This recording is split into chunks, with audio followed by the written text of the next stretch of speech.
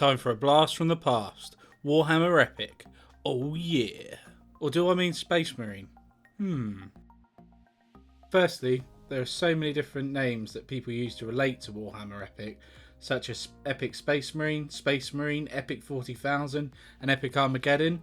From this point out, unless I'm referencing something from that specific edition, I will just call it Epic. So first edition, otherwise known as Space Marine, was released in two parts, with Adeptus Titanicus in 1988 and Space Marine shortly after. Adeptus Titanicus will allow players to clash titans in the Horus Heresy period. Games Workshop has visited this recently with new releases with the new Titanicus range, and these look really fun and I really need to try these out. Today I'm mainly going to focus on the Space Marine side of things when it comes to Warhammer Epic, leaving Adeptus Titanicus for another day and another video. So Space Marine, it takes part in the Horus Heresy period and it allows players to make massive battles in 6mm scale. They're so tiny. Players that wanted to collect Space Marines and wanted to have grand battles of Space Marine companies could do so without needing to rent out a village hall for the weekend. So if you've always wanted to have those mass company on company actions in the Horus Heresy period, or even later in Warhammer 40,000, why not give Epic 6mm scale a try? Epic combines many things I like about the hobby. It's really fun to play, it's really easy to paint the models because there's not a huge amount of detail on them, and it's something you don't see every day. Not a lot of people actually play Warhammer Epic. So if you've ever thought about getting into it, why not try it and get a friend involved as well? You could both collect an army and see how it goes. There are loads of places online such as eBay. You've also got third-party companies that are now making proxies for Warhammer Epic miniatures. Just for example, in the UK we've got Vanguard Miniatures. They produce some really nice metal models for it. You've got things like Space Marines, Imperial Guard. You can play Tyranids. There's just so much variety and so many different rule sets to get your teeth sunk into. I'm now going to go through my collection of Warhammer Epic and I'm going to show off the Space Marine models at the end. So firstly, I've got the rule books. I've got the original first edition rule book and the second edition rule book, as well as a beat up copy of Adeptus Titanicus from 1988. So I'm going to flip through the rule book now. There's some really cool artwork in here and I really like the picture of one of the authors on the first page. Really old school Games Workshop. I spent a little while, I was trying to find a web address and then it just clicked in my head that of course there's not going to be a web address or a website because the internet wasn't even around. But as you can see throughout the whole of this book, I really do like the artwork in here. You know, it's a double printed page. Yes, it's in black and white.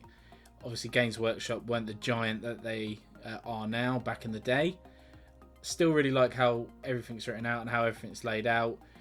Yes, the rules can be a little bit confusing, but, you know, that's Games Workshop in a T, I believe. To be fair to Games Workshop, the rules are laid out as I would expect to find them.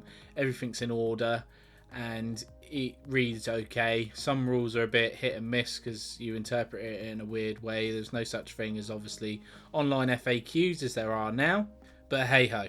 So in total, in first edition Space Marine, there are 31 pages of rules and scenarios. It's not too bad, seeing as the game relies heavily on tokens and markers, which I'll go through in a minute. I think it's quite playable. I do prefer, personally, second edition to first edition. Once again, really nice to see on the back page, you know, the advertisement, obviously no internet, so this is how Games Workshop would have advertised their products. Moving on to second edition, I believe this rule set is superior to the first edition rules. I think it took the first edition rules, tweaked them a bit and made them a lot more playable. Really like how this rulebook is laid out, that you get some clear instructions of assembly. So in second edition and in second edition and first edition, you would get the cardboard cutouts for your terrain, which was really nice. I did have some, but I sold them, got rid of them because I made my own out of later editions plastic terrain instead. Might seem basic, but it gives you clear instructions of how to assemble that. Everything seems a bit more laid out a nicer way. It's a lot easier to read. Everything's done in bold text and subtitles where you need to know it. And again, some of the artwork in here, even though it's in black and white, is really, really nice. Really early Heresy stuff. Starting to see Aquilas popping up everywhere for the Imperium of Man, which is really nice. But overall, everything's really nice about this book. It's quite straightforward. It gives you stat profiles in there for all the different units. Not a massive amount of units you can use in this compared to some of the later editions, but if you want a more streamlined and easier, I find it easier game, I recommend 2nd edition. There is a fan adaptation of the 2nd edition rules, which is Net Epic Gold. You can find that in a website that I'll link below if you're interested in that. Really nice set of rules, gives you a bit more juice, a bit more flavour, allows you to take different units, tweak some of the rules. It's a fan-made version, but I've played that as well and I really enjoyed it. The best part about those rules is they're free, so you can go on their website and they are free. So when you build an army for Epic, like any other Warhammer game, it's all based on points. With Epic you get cards. These are 1st edition cards and now these are 2nd edition cards. So I'll talk about the 2nd edition cards a little bit more. They tell you what the unit is, for example the Land Raider Squadron, how many points it are worth and how many actual Land Raider models make up that squadron. That is then a detachment within your army. The way that you actually win a game of Warhammer Epic is quite simple. Each card has a certain number of points and certain conditions on it. So for example, you might have 15 points on one of the cards. So in the back it will tell you that you have to root or break this enemy and it's worth so many points. Depending on how many thousands of points you're playing, depends on how many points you need to win the game, and that's how you win. So you can keep going on to different turns. So for example, if you need between 5,000 points and 6,000 points, you need 40 points to win it. So if you turn a card over on the back of a tactical company, it might say 20 points for destroying this unit. You get 20 points once it's destroyed. Obviously then the smaller the card, so if you've got a Land Raider Squadron, depending on the points value, it may only give you 5 points or it might give you 10. So it's all working towards getting that big goal of up to the certain amount. You can play with objectives. I hope you like tokens, because Epic has a lot of tokens in 1st and 2nd edition, as you can see. It does also utilise blast plates and scatter dice, which are some of my favourite things to use. I can understand this can be a bit of a sore subject to some players, so I'll let you make that decision of whether you want to play 2nd edition or not. So I mentioned tokens, and at the start of every turn what you do is you get 4 different types of token. You get your fire first, you get your advance, you get your charge, and you get your full back options, as you can see on the screen now. Basically, how it goes in order. So fire first, obviously fire first. So whatever you put all your tokens in a hidden formation, you flip them all at the same time, both players. Fire first get to go first, then your advances, and then your charge, and then your fallbacks. So fire first phase works as, say for example, I was the player that went first, so I would go first, and then my opponent would do his fire first, then I'd do all my advances, then they would do all their advances, I would do my charges, they would do their charge. So it's an in-sequence turn of events, and then the fallbacks. And that's basically a really quick roundup of how a round of Epic will go. It's quite straightforward and pretty easy to pick up quite quickly. Me and Liam learnt the first game on the fly, and it wasn't too bad, to be honest with you. I will do like a more in-depth rules go through when I do a video on that, but at the moment I'm just showing you an overview of what I actually own, so I'll leave that for another video. So I'm going to leave you with this montage now with all my different units from my Imperial Fist army. Got things from Whirlwinds, you've got jet bikes, you've got Land Raiders, Apothecaries, Predator tanks in there, you've got Dreadnoughts, all the different types of inventory. So if I can ask you just to check out my Patreon page and also the Facebook group if you want to do that extra bit and help support the channel out. So I'll leave you with this and I'll catch you at the end.